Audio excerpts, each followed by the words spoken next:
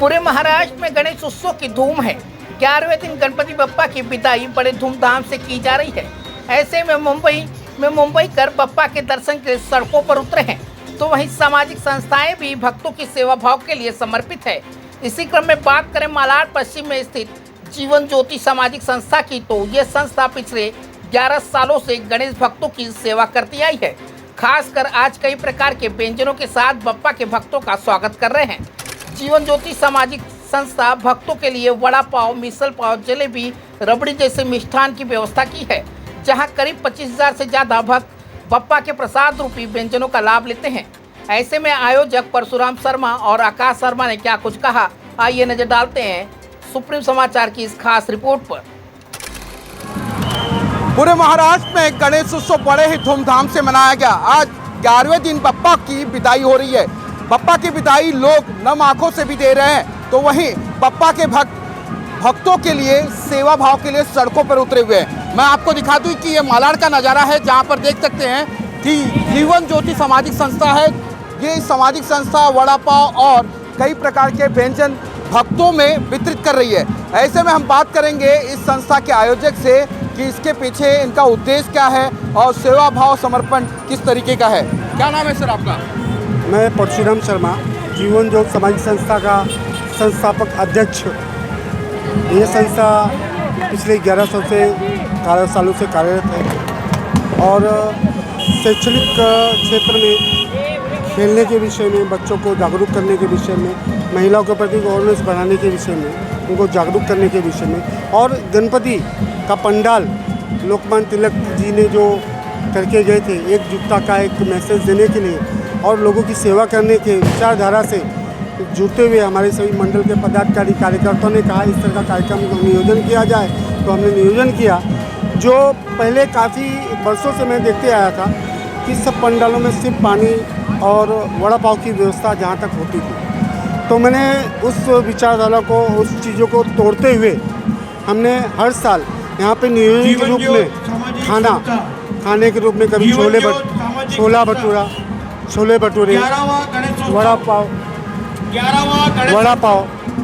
पाव के साथ में जलेबी, खीर, पूरी, जैसे इस बार हमने रखा है, मैं कट कर रहा हूँ, जैसे करवाया है इस बार हमने वड़ा पाव रखा है। तकरीबन 20 से 25 हज़ार लोगों को 20 वड़ा पाव है, और उसी के साथ में हमने रखा है मिसल पाव, जिसका कारीगर स्पेशली बुलाया गया है पूना से, जो कि पूना की महिला आई है।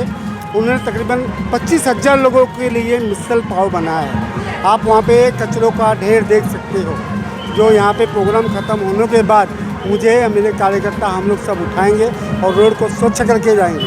पब्लिक इतनी ज़्यादा हो जाती है, बच्चे, बूढ़े, महिलाएं, आप देख सकते हैं पिछले 2-2, 3-3 घंटा, 4-4 घंटा से लाइन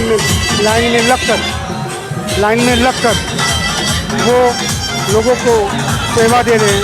वो भीड़ में खड़े हैं लेकिन लाइन छोड़ नहीं रहे। ये हमारी उपलब्धि है कि लोग 5 घंटे खड़े थे, 4 घंटे खड़े थे, लेकिन गणपति बप्पा के प्रसाद का लाभ लेके ही जाते हैं।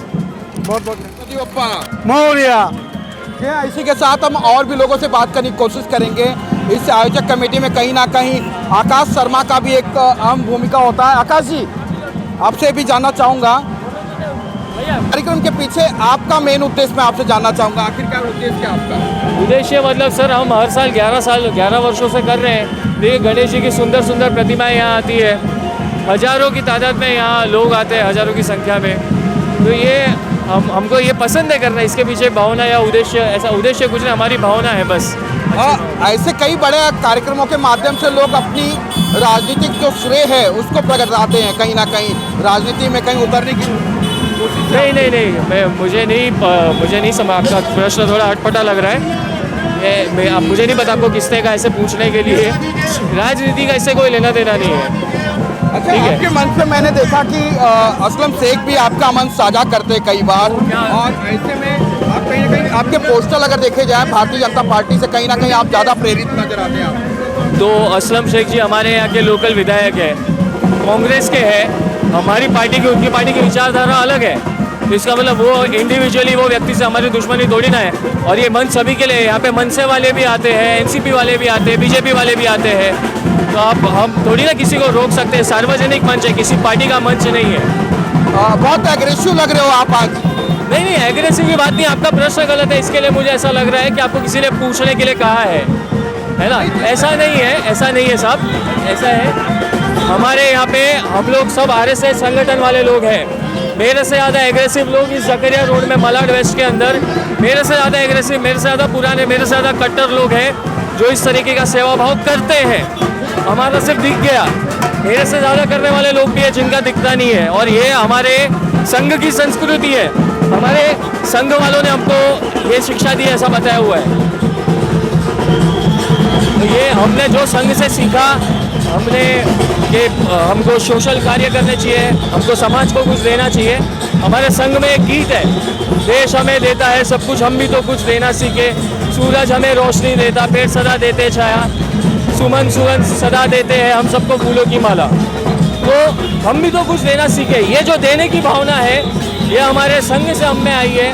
हमारे पिताजी ने भी यही किया, हम भी यही कर रहे हैं, और इसका चुनाव से कोई लेना देना नहीं। बीजेपी के कहीं ना कहीं फेसबुक पे आपके अक्सर नजर आता है कि प्रेमी नजर आते हैं आप, पार्टी के एनिमल नजर आते हैं आपको। पार्टी एनिमल, हाँ मैं हूँ।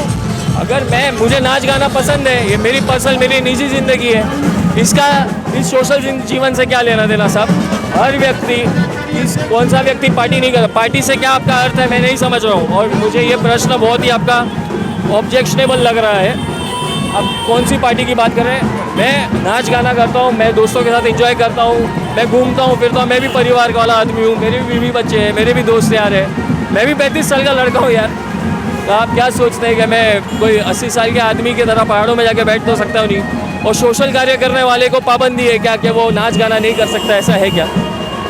जी हाँ, ज़मीनी हकीकत पर अगर उतर करके देखेंगे तो लोग तरह तरह की बातें तो करते हैं, लेकिन एक मकसद कई लोगों का ये भी होता है कि राजनीतिक चुनाव लड़ने से पहले कई तरह की इस तरह के कार्यक्रमों का आयोजन किया जाता है। हालांकि इससे आकाश शर्मा ने कहीं ना कहीं दूर दूर तक कोई वास्ता ना नजर आने की बात कही है। ऐसे में हम और भी लोगों से आपको रूबरू कराएंगे, तब तक के लिए बने रहिए हमारे साथ। नमस्कार।